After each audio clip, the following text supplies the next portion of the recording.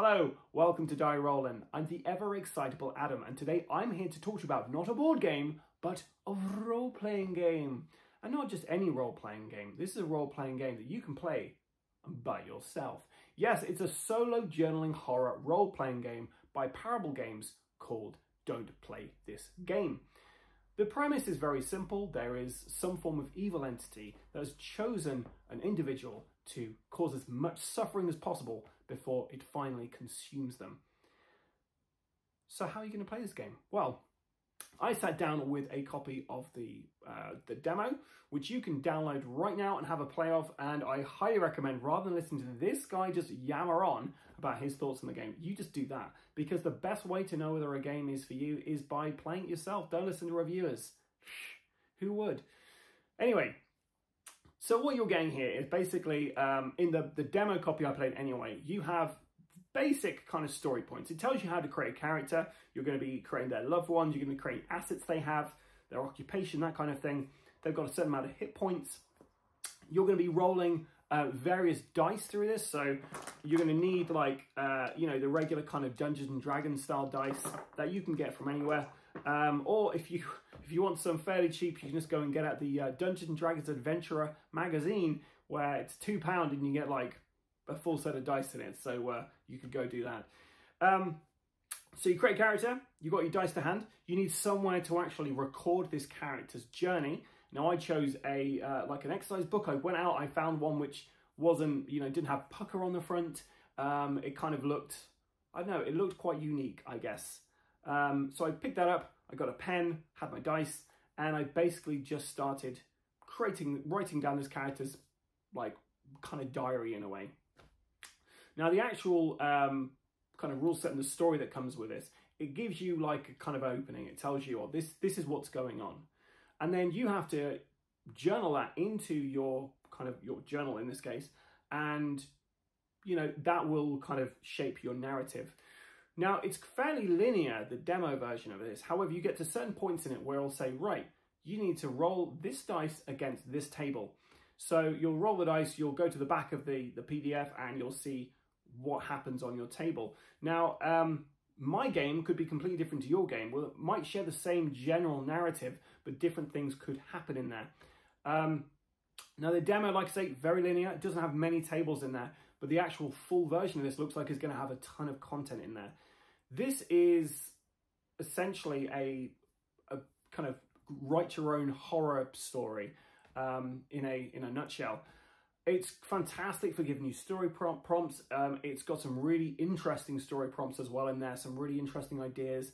And I know that when I started, I had a very kind of clear idea of who my character was and what kind of path he'd be going down. But as these different events happened to him, I started chipping away slowly at this character's psyche. And eventually he kind of turned into a different individual under pressure. And it was great fun. It was fantastic. I absolutely loved playing this. It was one of those things that stuck with me for days afterwards. After I'd actually finished this, and I'll be honest, I got this out. I absolutely devoured it. I wrote this book in about, I probably wrote about 20 pages, 30 pages of this character's life story in about 2 days. I was just absolutely on it. I loved it. So yeah, it's so immersive.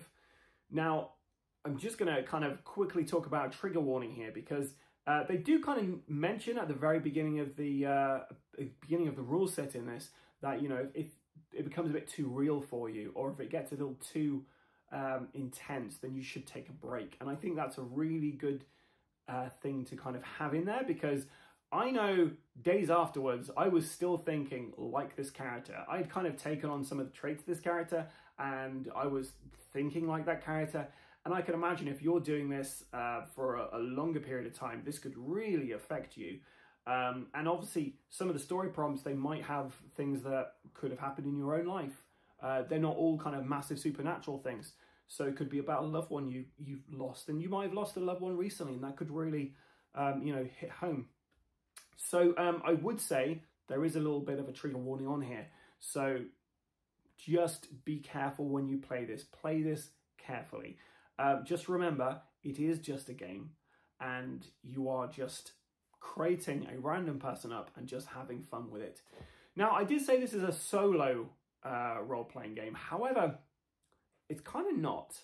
It's kind of a shared experience, because once you've finished your story, or that character's story, should I say, you've then got this media. You've got this journal, or you could write this on, for instance, you could write this in a Word document.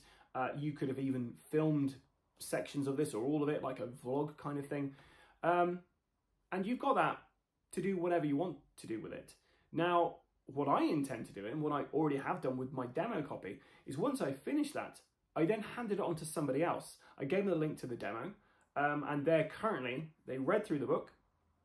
They're now continuing that story as a different character. I won't say what happened to my character, but essentially once their character, once they've created their character, they will somehow link to the character I had.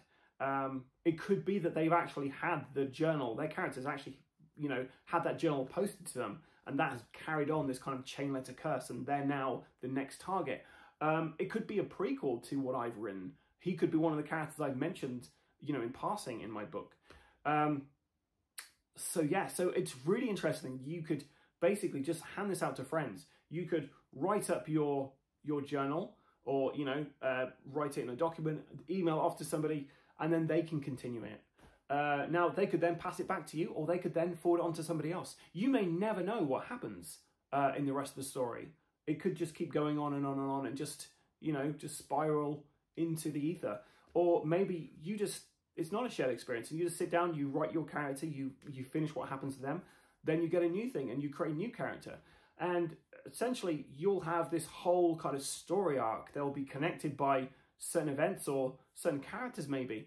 And yeah, that to me is absolutely amazing. I love how immersive this is. I love that idea of that carried, shared kind of experience, that Marvel Cinematic Universe, as it were, or, Cthulhu Mythos universe, should we say in this instance. The actual full product, I can't tell you about because I've not played it. But from the looks of it, it really looks like there's going to have a lot of content in there. They also seem to have these the kind of like boxes where they have these it's a box full of these different things in there, which are kind of story prompts. And, your character might, for instance, I imagine, this box turns up on your character's door, and you open it up, and then you take something out of the box, and then you write it in your journal, and then, that then transpires, extra stuff happens after that. So yeah, that sounds really interesting, actual physical stuff. And it's worth noting, this isn't just a game where you're, sitting at home and you're writing down stuff and that's that. It encourages you to actually go out and, and explore, like, kind of urban exploring, explore abandoned places, take photographs, do research in the library is one of the things in the demo, for instance.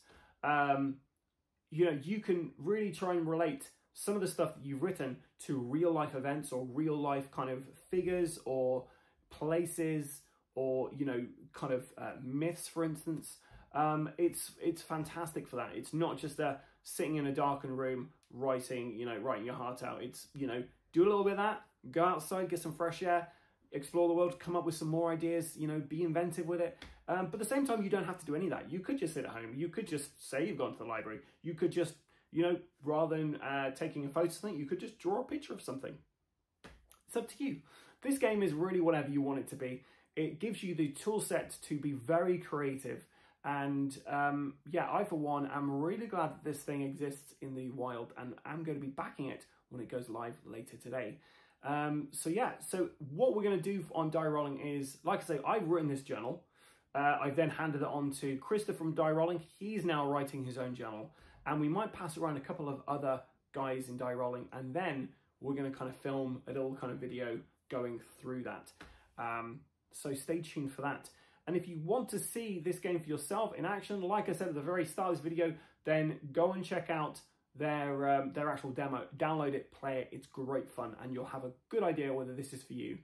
Like I say, it's a back for me. I highly recommend doing this if you are a creative person who wants to, who loves horror and wants to make your own story or movie, then definitely this is for you. And also, if you really like horror role-playing games, but you don't have people to sit down at a table with, then this will also tick that box for you. I played lots of solo role-playing games before, and this is the most immersive one that I have come across. So yeah, top marks for me. I can't wait to get the full version of this. So yeah, go check those guys out, Parable Games, and stay tuned to the channel for some more of that content. And if you actually want to see my journal in its entirety, then you can go onto my Instagram, scroll down, and you will start seeing some pictures from it that I took. So you can actually read it in its entirety on there rather than having to wait for me to get the guys to finish their journals and then, then film it. So yeah, anyway, I've been the Ever Excitable Adam. Until next time, stay safe or die rolling.